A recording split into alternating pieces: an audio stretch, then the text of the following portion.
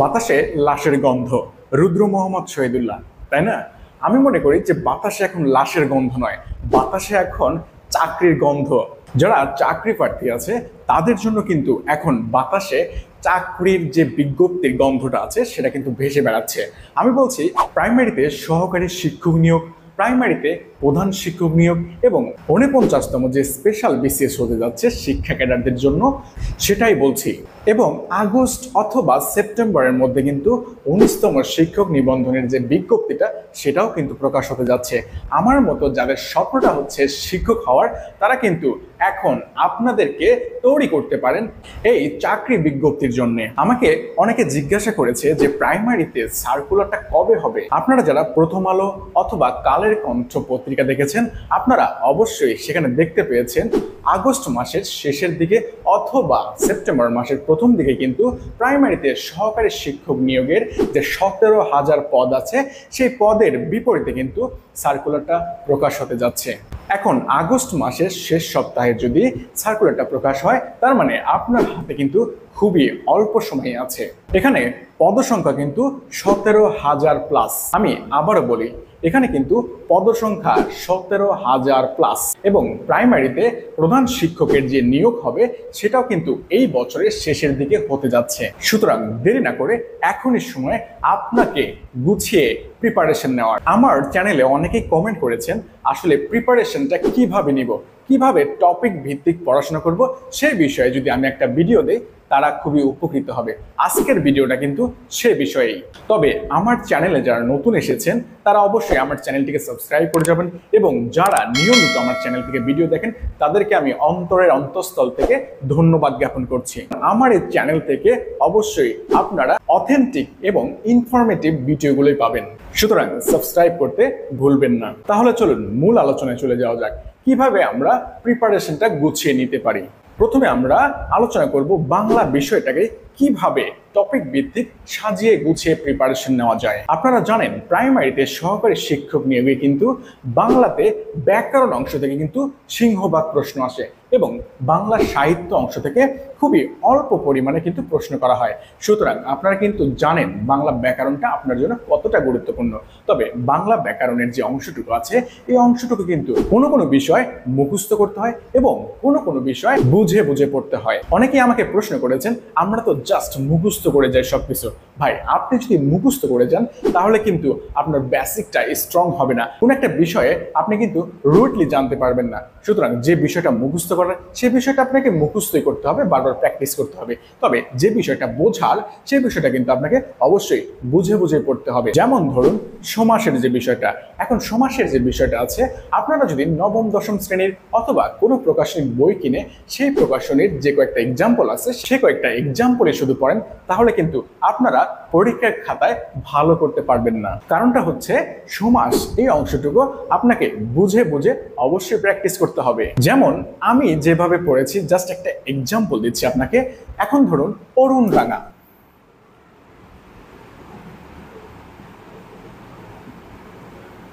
এখন অরুণ রাঙা যদি আসে, আপনাকে যদি বলা হয় এই অরুণ রাঙার ব্যাসবাক্য কি এবং এইটা কোন সমাস, আপনি কি অ্যান্সার করবেন বলেন তো? এখন অরুণ রাঙার ব্যাসবাক্যটা হলো অরুণের মতো রাঙা।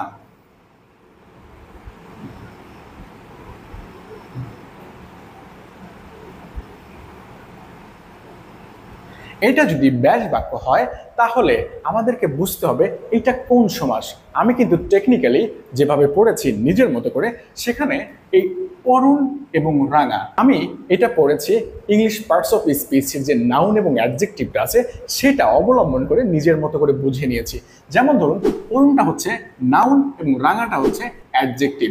যদি নাউন এবং অ্যাডজেক্টিভটা হয় তাহলে আমি বুঝতে পেরেছি এটা কিন্তু কর্মধারয় সমাস, এটা কিন্তু সবাই বলতে পারবে, কিন্তু কর্মধারয় সমাসের উপমিত না উপমান কর্মধারয় সমাস, এইখানেই হচ্ছে আসল বোঝার বিষয়।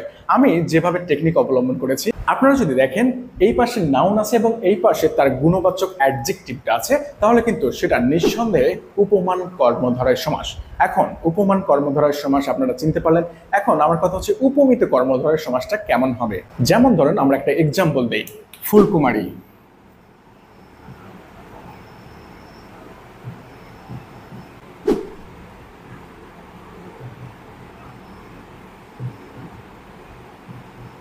কুমারী ফুলের ন্যায় হচ্ছে ফুলকুমারীর ব্যাস বাক্য। এখন এইটা কিভাবে উপমিত কর্মধারয় সমাস সেটা কিন্তু আপনারা একটু টেকনিক্যালি হ্যান্ডেল করতে পারবেন। যেমন কুমারী এবং ফুল, কুমারী এবং ফুল দুটাই হচ্ছে নাউন, এটাও নাউন এটাও নাউন। এখন দুইটা যদি নাউন হয় আমরা কিন্তু নিঃসন্দেহে বলতে পারবো এইটা হচ্ছে উপমিত কর্মধারয় সমাস। এরকম আরো উদাহরণ আছে, সিংহ পুরুষ, করপল্লব। আপনারা কিন্তু বই দেখে ভালো করে বুঝে বুঝে পড়বেন কিভাবে কোন সমাস হলো। এখন সমাসটা যদি আপনি মুখস্থ করেন আপনার মাথায় কিন্তু থাকবে না। এখন সমাসের পাশাপাশি কারক বিভক্তি আছে, এছাড়াও বর্ণ ধ্বনি আছে, নত্যবিধান সত্যবিধান আছে, সন্ধি আছে, পদ আছে, প্রকৃতি প্রত্যয় আছে, এছাড়াও উপসর্গ এবং অনুসর্গ যেগুলো আছে এগুলো কিন্তু আপনাকে অবশ্যই বুঝে বুঝেই পড়তে হবে। আপনি যদি এগুলো বুঝে বুঝে পড়েন তাহলে কিন্তু পরীক্ষার খাতায় আপনি ভালো করতে পারবেন এবং ভালো প্রশ্নের অ্যান্সার করতে পারবেন। এখন কথা হচ্ছে যে কোন বিষয়গুলো তাহলে মুখস্থ করব। হ্যাঁ, মুখস্থর পার্টটাও আছে।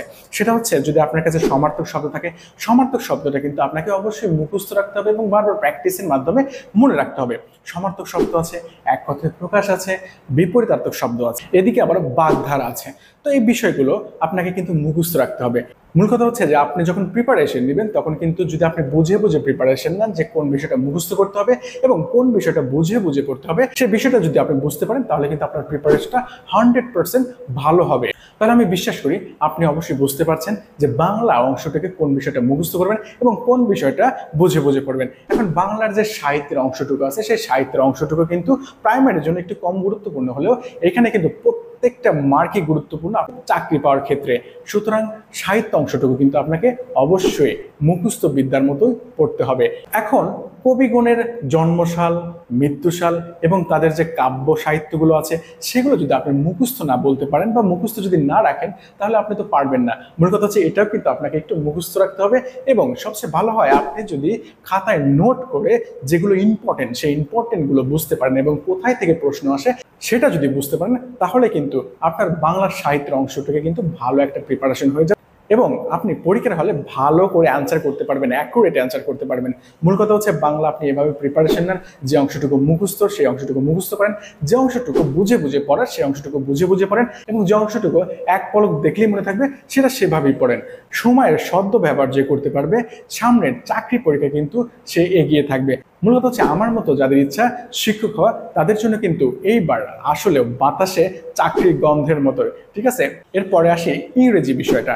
ইংরেজি যে বিষয়টা থাকে সেখানে কিন্তু প্রাইমারি শিক্ষক নিয়োগে কিন্তু বাংলার মতোই ইংলিশ গ্রামার থেকে কিন্তু বেশি পরিমাণে প্রশ্ন আসে এবং ইংলিশ লিটারেচার থেকে খুবই অল্প সংখ্যক প্রশ্ন আসে।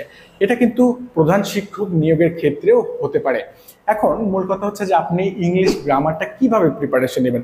ইংলিশ গ্রামারটা কিন্তু মুখস্থ বিদ্যাও আছে, আবার বুঝে বুঝে পড়ার বিষয়টাও আছে। এখন বিষয়টা হচ্ছে কোন বিষয়টা আপনি মুখস্থ করবেন এবং কোন বিষয়টা আপনি বুঝে বুঝে পড়বেন সেইটা নিয়ে আলোচনা করা যাক। এখন কথা হচ্ছে যদি আপনার প্রশ্ন আসে পার্টস অফ স্পিচ থেকে, পার্টস অফ স্পিচের যে অংশগুলো আছে নাউন, প্রোনাউন, অ্যাডজেক্টিভ, অ্যাডভার্ব এবং যতগুলো পার্ট আছে প্রত্যেকটা অংশ থেকে যদি আপনাকে প্রশ্ন করা হয় সেই প্রশ্নটাকে আপনাকে পারতে গেলে অবশ্যই আপনাকে কিন্তু বুঝে বুঝে পড়তে হবে। এখন আবার যদি প্রশ্ন আসে সিকোয়েন্স অফ টেন্স থেকে, রাইট ফর্ম ভার্ব থেকে, সাবজেক্ট ভার্ব এগ্রিমেন্ট থেকে, এসব অংশ থেকে যদি প্রশ্ন করা হয় তখন কিন্তু আপনাকে মুখস্থ করলে চলবে না, আপনাকে কিন্তু বুঝে বুঝে প্রিপারেশন নিতে হবে। এছাড়াও যদি আপনার প্রশ্ন আসে ভয়েস থেকে অথবা ন্যারেশন থেকে, সেন্টেন্স থেকে, ট্রান্সফরমেশন অফ সেন্টেন্স থেকে, তাহলে কিন্তু ভাই আপনাকে অবশ্যই সেই বিষয়গুলোকে টপিক ভিত্তিক আয়ত্ত করতে হবে এবং বুঝে বুঝে প্র্যাকটিস করতে হবে। তাহলে কিন্তু আপনি এই অংশ থেকে ভালো মার্ক ক্যারি করতে পারবেন। এখন কথা হচ্ছে যে আপনাকে যদি কম্প্যারিজন অফ ডিগ্রি থেকে প্রশ্ন করা হয়, আপনি যদি কয়েকটা এক্সাম্পল মুখস্থ করে যান তাহলে কিন্তু পরীক্ষার হলে আপনি পারবেন না। আপনাকে কিন্তু অবশ্যই প্রত্যেকটা টপিক কোনটা পজিটিভ, কোনটা কম্পারেটিভ, কোনটা সুপারলেটিভ, এইটা কিন্তু আপনাকে অবশ্যই বিস্তারিতভাবে বুঝতে হবে এবং সেভাবেই প্র্যাকটিস করতে হবে। তাহলে বুঝতে পারছেন কোন টপিকগুলো আপনার বুঝে বুঝে পড়া উচিত। এরপরে মুখস্থ বিদ্যায় আসে। এখন কথা হচ্ছে ইংলিশ গ্রামারের মধ্যে কিন্তু মুখস্থ করার অনেক পার্ট থাকে। যেমন ধরেন অ্যাপ্রোপ্রিয়েট প্রিপোজিশন যেগুলো আছে সেগুলো কিন্তু আপনাকে অবশ্যই একটু মুখস্থ করে রাখতে হবে। তবে হ্যাঁ, এখানে কিন্তু বোঝার বিষয় আছে। অ্যাপ্রোপ্রিয়েট প্রিপোজিশন অথবা গ্রুপ ভার্ব কিন্তু বোঝার বিষয় আছে এবং মনে রাখারও বিষয় আছে। এই বিষয়টা আপনাকে বুঝতে হবে এবং মুখস্থ রাখতে হবে। এরপরে যে বিষয়টা থাকে সেটা হচ্ছে ইংলিশ ভকেবুলারি, সিনোনিম এবং অ্যান্টোনিম। সিনোনিম এবং অ্যান্টোনিম যদি আপনাকে পারতে হয়, অবশ্যই ইংলিশ ভোকাবুলারিতে মানে ইংলিশের বাংলা অর্থের উপরে বিশেষ জোর দিতে হবে এবং আপনাকে কিন্তু মুখস্থ করতে হবে, বেশি বেশি করে প্র্যাকটিস করতে হবে। ইংলিশ ভোকাবুলারির উপরে আপনার পজিশনটা স্ট্রং হবে এবং আপনি সিনোনিম অথবা অ্যান্টোনিম যদি আসে সেখানে কিন্তু ভালো মার্ক ক্যারি করতে পারবেন। এবং এছাড়াও কার্ট স্পেলিং যদি থাকে সেখানে আপনি অবশ্যই কি বুঝবেন বলেন তো, সেখানে কিন্তু আপনাকে বারবার খাতায় লিখে প্র্যাকটিস করেই মুখস্থ রাখতে হবে কোন বানানটা সঠিক এবং কোন বানানটা ভুল এবং কোন বানানটা কিরকম, এটা কিন্তু আপনাকে খাতায় বারবার প্র্যাকটিস করেই মনে রাখতে হবে। এছাড়াও যদি ইডিয়মস অ্যান্ড ফ্রেজ আসে সেটাও কিন্তু আপনাকে মুখস্থের মধ্যে রাখতে হবে। মূল কথা হচ্ছে আপনি যখন বুঝতে পারবেন ইংলিশ বিষয়ে অথবা বাংলা বিষয়ে কোন বিষয়টাকে আপনাকে মুখস্থ করতে হবে এবং কোন বিষয়টাকে আপনাকে বুঝে বুঝে পড়তে হবে, তখন কিন্তু আপনি অবশ্যই সে বিষয় সম্পর্কে ভালো দক্ষতা অর্জন করতে পারবেন। এরপরে যে বিষয়টা থাকে সেটা হচ্ছে ইংলিশ লিটারেচার। আমার কথা হচ্ছে আপনি যদি প্রাইমারিতে পরীক্ষা দিতে চান তাহলে কিন্তু ইংলিশ লিটারেচার আপনার জন্য খুবই কম গুরুত্বপূর্ণ। আমি যে বিষয়টা সাজেস্ট করব সেটা হচ্ছে যে প্রিভিয়াস বিসিএস এর এবং অন্যান্য চাকরি পরীক্ষায় নবম দশম গ্রেডের চাকরি পরীক্ষায় যে ইংলিশ লিটারেচারগুলো এসেছে ওই লিটারেচারগুলো যদি আপনি ভালো করে ধারণা রাখেন তাহলে কিন্তু আপনি কিন্তু ওইখান থেকে ভালো মার্ক ক্যারি করতে পারবেন। আর যদি মনে হয় যে না ইংলিশ লিটারেচার যে কোনো একটা বই দেখে আমার খাতায় নোট করে যেগুলো ইম্পর্টেন্ট সেই ইম্পর্টেন্টগুলো আমি পড়বো, তাহলে তো এটা সর্বোত্তম হয়। এটা হচ্ছে আপনার ইচ্ছা। মূল কথা হচ্ছে যে আপনাকে চাকরিটা পেতে হবে, আপনাকে পরিশ্রম করতে হবে, প্রতিদিন 10 থেকে 12 ঘন্টা পড়তে হবে, এটা হচ্ছে আসল কথা। এরপরে গণিত বিষয় নিয়ে আলোচনা করি। গণিত বিষয়টাকে আপনি কিভাবে প্রিপারেশন নেবেন? মূল কথা হচ্ছে যে অনেকে আমাকে প্রশ্ন করেছে যে ভাই আমার কিন্তু গণিত অংশটুকু খুবই দুর্বলতা আছে, গণিত আমার জন্য উইক পয়েন্ট। মূল কথা হচ্ছে যে গণিতটা হচ্ছে প্র্যাকটিসের বিষয়। আপনি যদি প্রতিদিন 2 ঘন্টা করে অথবা 3 ঘন্টা করে গণিত প্র্যাকটিস করেন রেগুলার, তাহলে কিন্তু আপনি অবশ্যই গণিতে পারফেক্ট হবেন। এখন কথা হচ্ছে যে অনেকের বেসিক আগে থেকেই ভালো থাকে, যারা টিউশনি করে, যারা কোচিং এ ক্লাস নেয়, অথবা যাদের 9, 10 অথবা যারা সায়েন্সের স্টুডেন্ট হয় তাদের কিন্তু গণিতের বেসিক এমনিতেই ভালো থাকে। মূল কথা হচ্ছে আপনার গণিতের বেসিকটা কেমন সেটার উপরে বেস করে আপনাকে কিন্তু প্রিপারেশনটা নিতে হবে। এখন কোন বই ফলো করবেন সেটা কিন্তু বড় কথা নয়, বাজারে কিন্তু প্রচলিত অনেক বই আছে, যে কোনো একটা বই নিয়ে আপনাকে কিন্তু বুঝে বুঝে প্র্যাকটিস করতে হবে। তবে আমরা লক্ষ্য করেছি প্রাইমারিতে অথবা যে কোনো চাকরি পরীক্ষায় পাটিগণিত অংশ থেকে কিন্তু একটু বেশি পরিমাণে প্রশ্ন করা হয়। সুতরাং পাটিগণিতের যে অংশগুলো আছে, পাটিগণিতের যে অধ্যায়গুলো আছে, সেই অধ্যায়গুলো সম্পর্কে আপনাকে কিন্তু একদম ডিটেলসে ধারণা নিতে হবে। বিশেষ করে আপনি যদি পারেন সপ্তম, অষ্টম, নবম, দশম এই শ্রেণীর যে মূল বইটা আছে সেই বই দেখে যদি আপনি প্র্যাকটিস করতে পারেন তাহলে কিন্তু আপনি কিন্তু অনেক অংশেই এগিয়ে যাবেন যে কোনো প্রার্থী থেকে। অথবা আপনার যদি মনে হয় না এইসব বই আমার কাছে নাই, তাহলে যে কোনো প্রকাশনের একটা বই নিয়ে এসে ওই বই থেকে কিন্তু আপনি প্র্যাকটিস করতে পারেন। তবে মূল কথা হচ্ছে যে গণিতে ভালো করতে গেলে আপনাকে প্রতিদিন ন্যূনতম হলেও 2 ঘন্টা এবং সর্বোচ্চ যদি 3 ঘন্টা দিতে পারেন আরও ভালো, 4 ঘন্টা দিতে পারলে আরও ভালো। মূল কথা হচ্ছে প্রতিদিন প্র্যাকটিস করতে হবে। এখন পাটিগণিতের যে অধ্যায়গুলো আছে সেই অধ্যায়গুলো সম্পর্কে আপনার বেসিক থেকে অ্যাডভান্স লেভেল পর্যন্ত আপনাকে জানতে হবে। তবে মুখস্থ করলে কিন্তু আপনি ঠকে যাবেন। এমনও বিষয় আছে যে আপনি শর্টকাট টেকনিক অবলম্বন করলেন, সেটা আপনি করতে পারেন, তবে মুখস্থ করা যাবে না। আপনি শর্টকাট টেকনিক অবলম্বন করে যদি এমসিকিউ ভালো করতে পারেন, সময় যদি সাশ্রয় করতে পারেন, এটা আপনার জন্য বেটার অপরচুনিটি। তবে আমি যেটা মনে করি শর্টকাটের চেয়েও আপনি যে অঙ্কটা যে নিয়মে আছে, আপনি যে নিয়মে শিখেছেন সেই নিয়মটা দিয়ে যদি করতে পারেন তাহলে এটা সবচেয়ে বেশি ভালো। এরপরে যে বীজগণিত অংশটুকু থাকে সেই বীজগণিত অংশটুকু কিন্তু আপনার জন্য গুরুত্বপূর্ণ, তবে পাটিগণিত একটু বেশি গুরুত্বপূর্ণ। বীজগণিত অংশটুকু কিন্তু খুবই সিম্পল অঙ্ক আসে, আপনারা যে কোনো বই দেখে প্রিপারেশন নিলে আপনারা নিজেরাই বুঝতে পারবেন। কারণ বীজগণিতটা আমরা ছোটবেলা থেকে করে এসেছি, 6, 7, 8, 9, 10 প্রত্যেকটা ক্লাসে কিন্তু আমাদের বীজগণিত ছিল, পাটিগণিত ছিল। আসলে ওই সময় যাদের বেসিকটা ভালো ছিল, ওই সময় যারা ভালো করে পড়াশোনা করেছে তারা কিন্তু এখন যারা চাকরি পরীক্ষা দিচ্ছে তারা কিন্তু ভালো করছে। গণিত মানে আপনার বেসিকটা স্ট্রং করতে হবে। সুতরাং মূল কথা হচ্ছে যে পাটিগণিত আমি টপিক ভিত্তিক বললাম না, প্রত্যেকটা টপিকে আপনার জন্য গুরুত্বপূর্ণ, প্রত্যেকটা টপিকে আপনাকে বুঝে বুঝে পড়তে হবে এবং বীজগণিতটাও আপনার জন্য গুরুত্বপূর্ণ। এরপরে যে জ্যামিতি অংশটুকু আছে, আমাকে অনেকেই বলেছে, আমার যে স্টুডেন্টরা তারা বলেছে আসলে জ্যামিতির অংশটুকু তারা কিন্তু স্কিপ করে, চাকরি পরীক্ষায় কিন্তু তারা স্কিপ করে। মূল কথা হচ্ছে জ্যামিতি দেখলে কিন্তু ভয় করা যাবে না। জ্যামিতি যদি আপনি নিয়মিত চর্চা করেন, নিয়মিত প্র্যাকটিস করেন, তাহলে কিন্তু জ্যামিতিতেও আপনি ফুল মার্ক ক্যারি করতে পারবেন। এজন্য আপনি অনলাইনে ক্লাস করতে পারেন অথবা কোনো শিক্ষকের কাছে প্রাইভেটও পড়তে পারেন। আপনি যদি প্রাইভেট অথবা অনলাইনে কোনো কোর্স করেন তাহলে কিন্তু আপনার জন্য গণিতটা সহজ হয়ে যাবে। মূল কথা হচ্ছে যে প্র্যাকটিস তো করতে হবে, তবে বুঝে বুঝে প্র্যাকটিস করলে আপনি গণিত অংশটুকু ভালো মার্ক ক্যারি করতে পারবেন। এরপরে সাধারণ জ্ঞানের যে বিষয়টা আছে, সাধারণ জ্ঞানের যে বিষয়টা আছে সেটা হচ্ছে আমি বলবো বাংলাদেশ বিষয় বলি, আন্তর্জাতিক বিষয় বলি, সাধারণ বিজ্ঞান এবং কম্পিউটার অংশটুকু যে আছে, এই 4টা বিষয় সম্পর্কে আপনাকে অবশ্যই সম্মুখ ধারণা রাখতে হবে। বাংলাদেশ বিষয় বলি থেকে যেহেতু বেশি প্রশ্ন আসে আসে, সেহেতু বাংলাদেশ বিষয়গুলিটাকে একটু বেশি গুরুত্ব দিতে হবে। আপনি বাংলাদেশ সম্পর্কে জানবেন, এটা হচ্ছে আপনার মৌলিক অধিকার।